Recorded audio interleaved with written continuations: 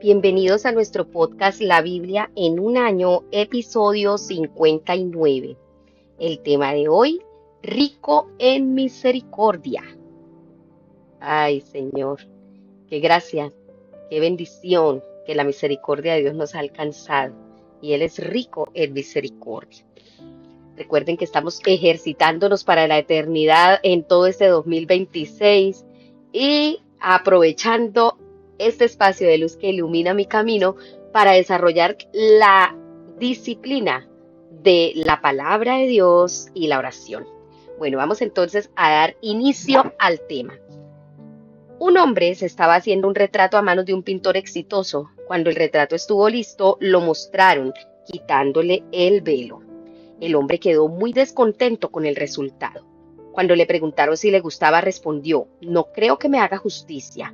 A lo cual replicó el artista: "Señor, usted no necesita justicia, sino misericordia. En última instancia, todos nosotros necesitamos misericordia mucho más que justicia". El tema de la misericordia de Dios recorre toda la Biblia. Dios es rico en misericordia, lo dice Efesios 2:4. La palabra griega eleo significa misericordia, compasión, piedad y clemencia. La misericordia de Dios está a tu disposición. Vamos a leer Salmos capítulo 27, del versículo 7 al 14. Estaremos leyendo en Nueva Traducción Viviente, NTV.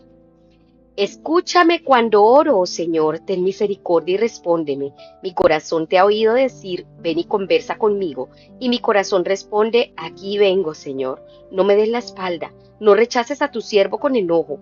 Tú siempre has sido mi ayudador. No me dejes ahora, no me abandones, oh Dios de mi salvación. Aunque mi padre y mi madre me abandonen, el Señor me mantendrá cerca. Enséñame cómo vivir, oh Señor. Guíame por el camino correcto, porque mis enemigos me esperan. No permitas que caiga en sus manos, pues me acusan de cosas que nunca hice. Cada vez que respiran me amenazan con violencia. Sin embargo, yo confío en que veré la bondad del Señor mientras estoy aquí en la tierra de los vivientes. Espera con paciencia al Señor. Sé valiente y esforzado. Sí, espera al Señor con paciencia. Amén. Bueno, entonces vamos al primer punto. Dios es rico en misericordia en las dificultades. Da igual las dificultades en las que estés enfrentando en tu vida. Aférrate a las promesas de Dios. Espera ver la bondad de Dios, no solo en el cielo cuando mueras, sino en los menesteres ordinarios de tu vida aquí en la tierra, en esta tierra de los vivos. David clama a Dios diciendo: compadécete de mí. Ser acusado injustamente es una experiencia horrible. David enfrenta enemigos falsos y testigos falsos. Al pasar por aquella experiencia tan dolorosa, clama a Dios por misericordia y en medio de todas las acusaciones es capaz de decir: pero de una cosa estoy seguro, he de ver la bondad del Señor en esta tierra de los vivos. La razón por la que David tiene esa confianza es porque reconoce que Dios es su Salvador y un Padre perfecto. Él dice: aunque mi padre y mi madre me abandonen, el Señor me recibirá en sus brazos. Mucha gente experimenta dificultades hoy en día como resultado de la falta de amor de parte de sus padres. Pero sea cual sea la relación con tus padres, aún si puedes empezar a imaginar cómo sería una relación con un padre perfecto. Dios es todo un padre. Su fidelidad es incuestionable, su generosidad perfecta, su afecto es delicado y amoroso, su presencia es permanente y te acepta incondicionalmente. Su comunicación te edifica y es para tu mejor interés. Su autoridad es verdadera y justa. Cuando David escribe "el Señor me recibirá", lo hace pensando en todos estos tipos de atributos paternales perfectos. Dios no te va a fallar, especialmente cuando atraviesas dificultades. Algunos padres terrenales solo proveen amor y protección cuando sienten que sus hijos lo merecen. No es así con Dios. La sorprendente verdad es que nuestro Padre es misericordioso y nos da amor y protección incluso cuando no lo merecemos, incluso cuando hayas fallado, incluso cuando hayas caído. El Señor siempre está allí, es rico en misericordia. Vamos a orar. Amado Señor, quiero darte gracias. Hoy clamo a ti. Por favor, compadécete de mí y responde. El corazón me dice: busca tu rostro, y yo, Señor, tu rostro busco. Guíame, Señor, por tu camino. Enséñame qué es lo que debo hacer. Dígale al Señor: Señor, Tú que eres rico en misericordia, que me ayudas en las dificultades, pon la dificultad por las que estás pasando hoy. No sé si es una dificultad de salud. Dígale al Señor, socórreme y ayúdame. Compadécete de mí, ten misericordia, a ti clamo. Sáname, Señor. Si es una dificultad financiera, dígale, compadécete de mí, Señor, y provéeme. Ayúdame. A ti clamo porque yo sé que veré la bendición tuya. Veré tu rostro aquí en la tierra de los vivientes. Te lo suplico en el nombre de Jesús. Amén. Ahora vamos a Marcos capítulo 10, versículos del 13 al 31. Dice así Marcos 10, recuerden que estamos leyendo en Nueva Traducción Viviente. Jesús bendice a los niños. Cierto día, algunos padres llevaron a sus niños a Jesús para que los tocara y los bendijera, pero los discípulos regañaron a sus padres por molestarlo. Cuando Jesús vio lo que sucedía, se enojó con sus discípulos y les dijo, dejen que los niños vengan a mí, no los detengan, pues el reino de Dios pertenece a los que son como estos niños. Les digo la verdad, el que no reciba el reino de Dios como un niño, nunca entrará en él. Entonces tomó a los niños en sus brazos y después de poner sus manos sobre la cabeza de ellos, los bendijo. El hombre rico. Cuando Jesús estaba por emprender su camino a Jerusalén, un hombre se le acercó corriendo, se arrodilló y le preguntó, Maestro bueno, ¿qué debo hacer para heredar la vida eterna? ¿Por qué me llamas bueno? Preguntó Jesús. Solo Dios es verdaderamente bueno. Pero para contestar a tu pregunta, tú conoces los mandamientos. No cometas asesinato, no cometas adulterio, no robes, no des falso testimonio, no estafes a nadie. Honra a tu padre y a tu madre. Maestro, respondió el hombre, he obedecido todos esos mandamientos desde que era joven. Jesús miró al hombre y sintió profundo amor por él. Hay una cosa que todavía no has hecho, le dijo. Anda y vende todas tus posesiones y entrega el dinero a los pobres y tendrás tesoro en el cielo. Después, ven y sígueme. Al oír esto, el hombre puso cara larga y se fue triste porque tenía muchas posesiones. Jesús miró a su alrededor y dijo a sus discípulos, qué difícil es para los ricos entrar en el reino de Dios. Los discípulos quedaron asombrados de sus palabras, pero Jesús volvió a decir, queridos hijos, es muy difícil entrar en el reino de Dios. De hecho, es más fácil que un camello pase por el ojo de una aguja que un rico entre en el reino de Dios. Los discípulos quedaron atónitos. Entonces, ¿quién podrá ser salvo? Preguntaron. Jesús los miró fijamente y dijo, humanamente hablando, es imposible, pero no para Dios. Con Dios todo es posible. Entonces Pedro comenzó a hablar. Nosotros hemos dejado todo para seguirte, dijo. Así es, respondió Jesús, y les aseguro que todo el que haya dejado casa, o hermanos, o hermanas, o madre, o padre, o hijos, o bienes por mi causa, y por la buena noticia, recibirá ahora, a cambio 100 veces más, el número de casas, hermanos, hermanas, madres, hijos y bienes, junto con persecución, y en el mundo que vendrá, esa persona tendrá la vida eterna. Pero muchos que ahora son los más importantes, en ese día serán los menos importantes, y aquellos que ahora parecen menos importantes, en ese día serán los más importantes. Amén.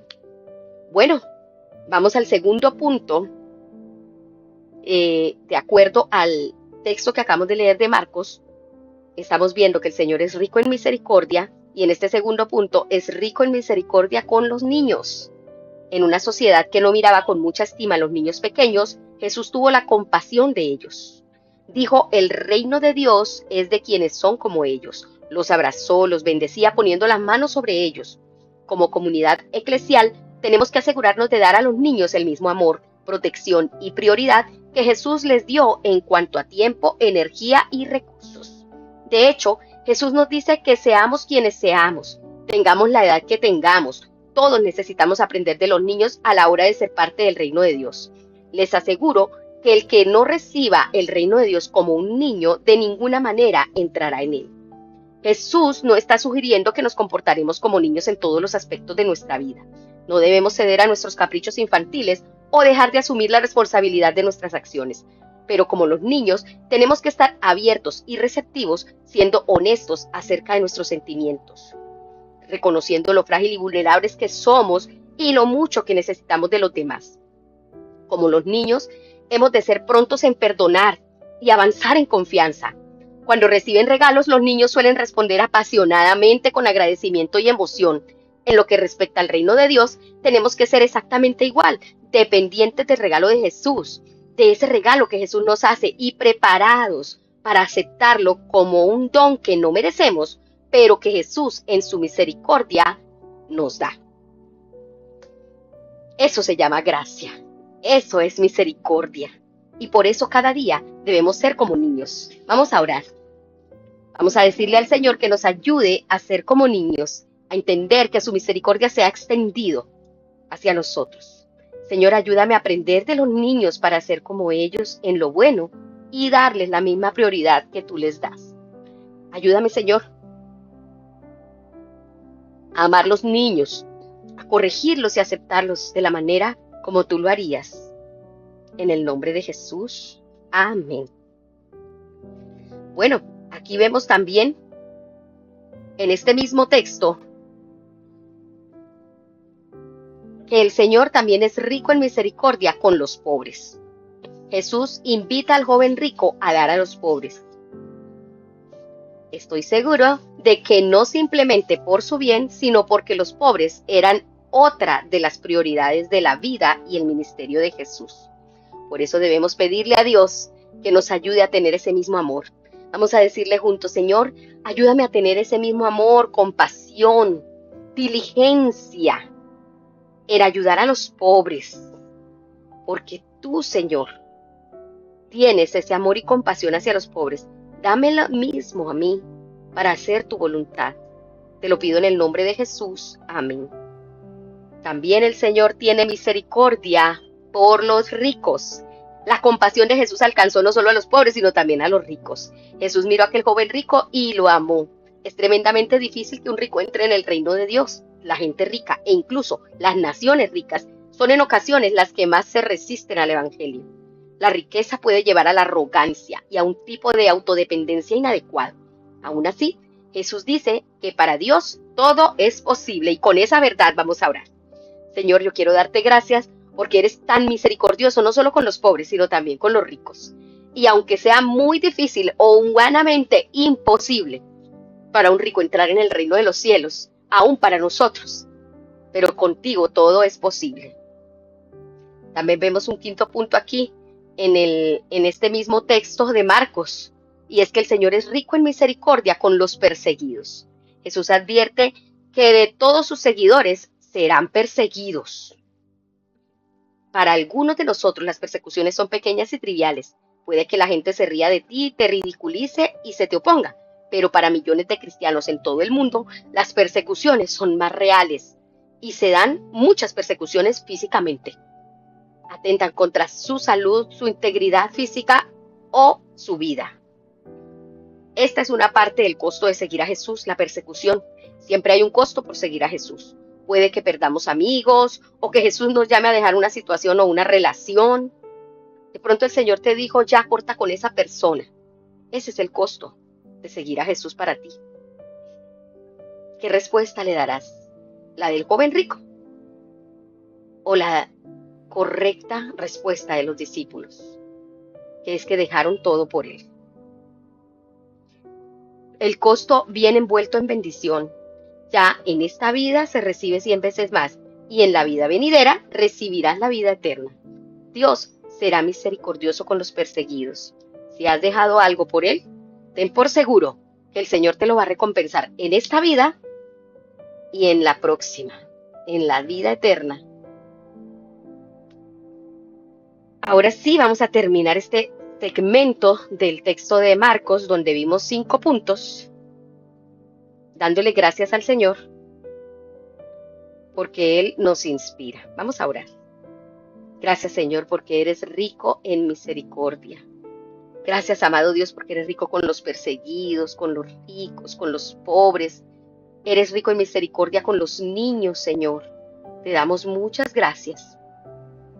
Gracias porque podemos confiar y en que tú siempre estás allí acompañándonos en cada cosa, en cada situación. Y gracias por el ánimo, el ejemplo y la inspiración de aquellos que sufren duras cargas y dificultades por ti. Te pido también que me des la valentía para seguirte sin importar el costo, porque aunque de pronto en estos momentos las persecuciones sean triviales o de pronto no sean tan fuertes como en otras personas en este mismo momento o las que vendrán, necesito de tu fuerza, necesito de tu ayuda y te ruego que me des la valentía para si en algún momento tengo que enfrentar persecución física, pueda seguirte. En el nombre de Jesús, amén. Vamos ahora a abrir la Biblia en Levítico 4. Recuerden que estamos leyendo en Nueva Traducción Viviente, NTV, Levítico 4 y Levítico 5 del 1 al 13. ¿Listo? Entonces leemos Levítico 4 desde el verso 1. Procedimiento para la ofrenda por el pecado. El Señor le dijo a Moisés, da las siguientes instrucciones al pueblo de Israel. De esta manera deben proceder con aquellos que pecan involuntariamente al hacer algo que viola uno de los mandamientos del Señor. Si el sumo sacerdote peca y así mancha de culpa a toda la comunidad, debe presentar una ofrenda por el pecado que cometió. Debe ofrecer al Señor un becerro sin defecto. Debe llevar el becerro al Señor a la entrada del tabernáculo, colocar su mano sobre la cabeza del becerro y matarlo delante del Señor. Luego el sumo sacerdote llevará la parte de la sangre dentro del tabernáculo, mojará su dedo en la sangre y rociará 7 veces ante el Señor delante de la cortina interior del santuario. Después, el sacerdote tendrá un poco de sangre en los cuernos del altar del incienso aromático que está en la presencia del Señor dentro del tabernáculo y derramará el resto de la sangre del becerro al pie del altar de las ofrendas quemadas que está a la entrada del tabernáculo. Luego el sacerdote quitará toda la grasa del becerro para presentarla como ofrenda por el pecado. Esto incluye toda la grasa que rodea las vísceras, los 2 riñones junto con la grasa que los rodea cerca de los lomos. Así como el lóbulo largo del hígado debe quitar todo esto junto con los riñones, así como lo hace con el ganado que se presenta como ofrenda de paz y quemarlo sobre el altar de las ofrendas quemadas. Pero debe tomar todo lo que quede del becerro, la piel y la carne de la cabeza, las patas, las vísceras y el estiércol y llevarlo fuera del campamento a un lugar ceremonialmente puro, al lugar donde se echan las cenizas. Allí sobre el montón de cenizas lo quemará sobre un fuego de leña. Si toda la comunidad israelita peca al violar uno de los mandamientos del Señor, pero no se da cuenta de ello, aún así es culpable. En cuanto ellos se den cuenta de su pecado, deben llevar un becerro como una ofrenda por su pecado y presentarlo ante el tabernáculo. Después los ancianos de la comunidad pondrán las manos sobre la cabeza del becerro y lo matarán ante el Señor. Luego el sumo sacerdote llevará parte de la sangre del becerro dentro del tabernáculo, mojará su dedo en la sangre y la rociará 7 veces ante el Señor delante de la cortina interior. Después pondrá un poco de sangre en los cuernos del altar del incienso aromático que está en la presencia del Señor dentro del tabernáculo y derramará el resto de la sangre al pie del altar de las ofrendas quemadas que está a la entrada del tabernáculo. A continuación, el sacerdote quitará toda la grasa del animal y la quemará sobre el altar, así como lo hace con el becerro ofrecido como una ofrenda por el pecado del sumo sacerdote. Mediante este proceso, el sacerdote purificará a los israelitas y los hará justos ante el Señor y serán perdonados. Después, el sacerdote debe tomar todo lo que le quede del becerro, llevarlo fuera del campamento y quemarlo allí, así como lo hace con la ofrenda por el pecado del sumo sacerdote. Esta ofrenda es por el pecado de toda la congregación de Israel. Si uno de los líderes de Israel peca al violar uno de los mandatos del Señor su Dios, pero no se da cuenta de ello, aún así es culpable. En cuanto se dé cuenta de su pecado, debe llevar como ofrenda un chivo sin defecto. Pondrá la mano sobre la cabeza del chivo y lo matará en el lugar donde se matan las ofrendas quemadas ante el Señor. Esta es una ofrenda por su pecado. Luego el sacerdote mojará su dedo en la sangre de la ofrenda por el pecado y la pondrá en los cuernos del altar de las ofrendas quemadas y derramará el resto de la sangre al pie del altar. Después debe quemar toda la grasa del chivo sobre el altar, así como lo hace con la ofrenda de paz. Mediante este proceso, el sacerdote purificará al líder de su pecado, lo hará justo ante el Señor y será perdonado. Si alguien de la gente común peca al violar uno de los mandatos del Señor, pero no se da cuenta de ello, aún así es culpable. Cuando se dé cuenta de su pecado, deberá llevar como ofrenda por su pecado una cabra sin defecto. Pondrá la mano sobre su cabeza, sobre la cabeza de la ofrenda por el pecado y la matará en el lugar donde se matan las ofrendas quemadas. Después el sacerdote mojará su dedo en la sangre y la pondrá en los cuernos del altar de las ofrendas quemadas y derramará el resto de la sangre al pie del altar. Luego quitará toda la grasa de la cabra, tal como lo hace con la grasa de la ofrenda de paz. Quemará la grasa sobre el altar y será un aroma agradable al Señor. Mediante este proceso el sacerdote purificará a la persona, la hará justa ante el Señor y será perdonada. Si lleva una oveja como ofrenda por el pecado, debe ser una hembra sin defecto. Pondrá la mano sobre la cabeza de la ofrenda por el pecado y la matará en el lugar donde se matan las ofrendas quemadas.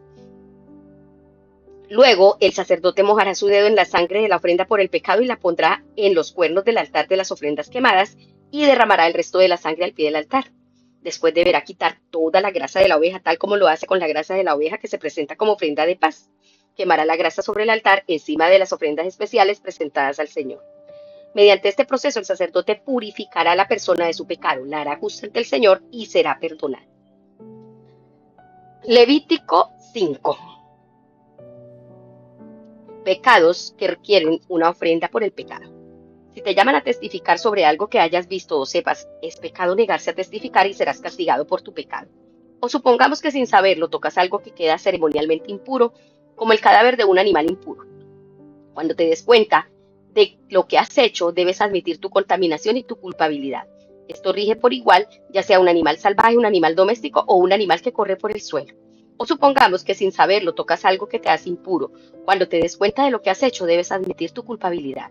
O supongamos que haces un voto imprudente de cualquier clase, ya sea su propósito bueno o malo. Cuando te des cuenta de la necesidad del voto, debes admitir tu culpabilidad. Cuando te des cuenta de tu culpabilidad en cualquiera de estos casos, deberás confesar tu pecado. Entonces deberás llevarle al Señor como castigo por tu pecado una hembra del rebaño, ya sea una oveja o una cabra. Esta es una ofrenda por el pecado con la cual el sacerdote te purificará de tu pecado y te hará justo ante el Señor. Sin embargo, si no te alcanza para comprar una oveja, puedes llevarle al Señor 2 tórtolas o 2 pichones de paloma como un castigo por tu pecado. Una de las aves será la ofrenda por el pecado y la otra será la ofrenda quemada. La llevarás al sacerdote, quien presentará la primera ave como ofrenda por el pecado. Le arrancará el pescuezo, pero sin separar la cabeza del cuerpo. Después, rociará un poco de la sangre de la ofrenda por el pecado en cada lado del altar y escurrirá el resto de la sangre al pie del altar. Es una ofrenda por el pecado. Luego el sacerdote preparará la segunda ave como ofrenda quemada siguiendo los procedimientos establecidos. Mediante este proceso, el sacerdote te purificará de tu pecado, te hará justo ante el Señor y serás perdonado. Si no te alcanza para comprar las 2 tórtolas o los 2 pichones, podrás llevar 2 litros de harina selecta como ofrenda por tu pecado, puesto que es una ofrenda por el pecado. No la humedecerás con aceite de oliva ni le pondrás incienso. Lleva la harina al sacerdote, quien tomará un puñado como porción representativa. Él la quemará sobre el altar encima de las ofrendas especiales presentadas al Señor. Es una ofrenda por el pecado. Mediante este proceso, el sacerdote purificará a los que sean culpables de cualquiera de estos pecados. Los hará justos ante el Señor y serán perdonados. El resto de la harina selecta le pertenecerá al sacerdote tal como la ofrenda de grano. Amén. Muy bien, vamos entonces ahora al tercer punto. El Señor es rico en misericordia con los culpables. Amén. Gracias, Señor, porque yo era una de esas culpables. Todos somos culpables de pecado, como lo dice Santiago 2:10. La palabra culpa aparece una y otra vez en este pasaje. Hay una pena que el pecado lleva aparejada. El apóstol Pablo nos cuenta que la pena del pecado es la muerte. Eso lo dice en Romanos 6:23.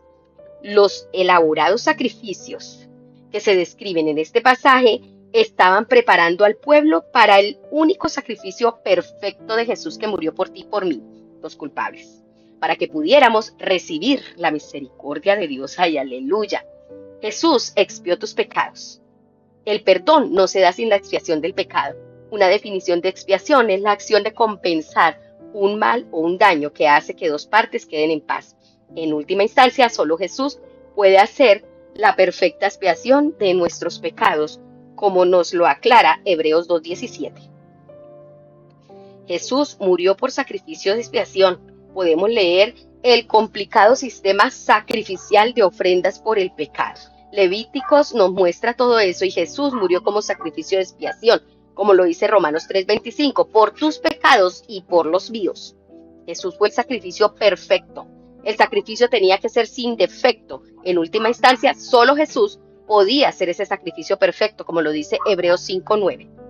Jesús es el Cordero de Dios. Como ofrenda por el pecado se presentaba un cordero. La persona culpable tenía que ponerse en las manos en la cabeza. El cordero moría como ofrenda para quitar el pecado. Jesús es el Cordero de Dios que quita el pecado del mundo, lo dice Juan 1:29. La sangre de Jesús se derramó por ti. el sacerdote tenía que tomar un poco de la sangre del sacrificio expiatorio, después de lo cual derramará al pie del altar el resto de la sangre. La sangre representa la vida del animal. Derramar la sangre era un acto que simbolizaba que el animal había muerto en lugar de la persona que hacía el sacrificio.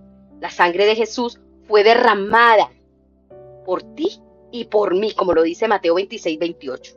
Jesús puso la misericordia de Dios al alcance de todos. La palabra perdón y perdonado aparecen una y otra vez en estos textos de Levíticos que acabamos de leer. Sin derramamiento de sangre no hay perdón de pecados, lo dice Hebreos 9:22. Por medio de la sangre de Jesús es posible el perdón, lo dice Efesios 1:7.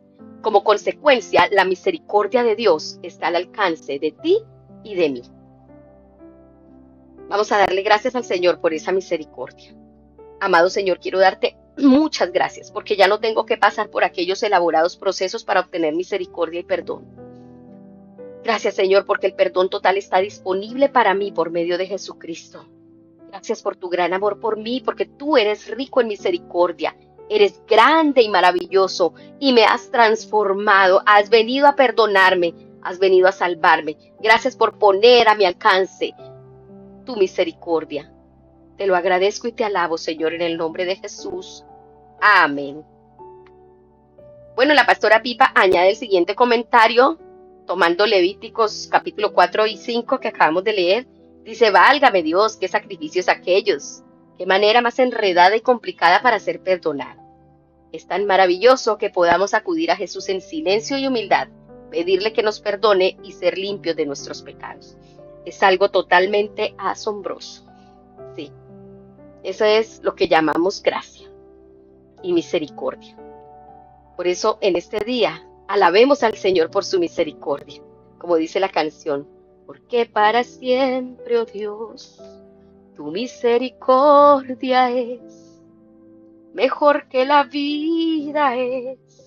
Mi alma lo sabe bien, porque para siempre, oh Dios, tu misericordia es. Y todo el día quédese con esa adoración, alabando al Señor, dándole gracias por su misericordia, por ser tan rico y amplio en misericordia. Gracias, Señor. Bueno, espero que este devocional haya sido de mucha bendición para sus vidas. Recuerden que fue escrito por el pastor Nicky Gumbel de la iglesia HTV en Londres. Y la voz de este podcast es de Marisol Rojas. Que el Señor les bendiga.